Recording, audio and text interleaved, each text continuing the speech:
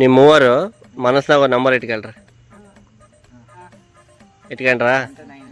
ನಿಮ್ಮ ಫ್ರೆಂಡಿದು ಕೂಡ ಅಷ್ಟೇ ಅದೇ ನಂಬರ್ ಇಟ್ಕೊಳ್ರಿ. ಹಾಂ, ಆ್ಯಡ್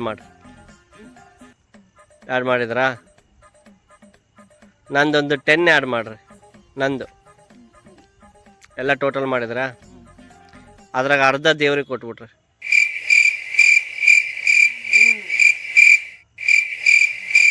ಕೊಟ್ರಾ?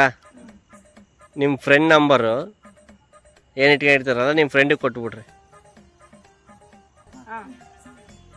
Answer is 5.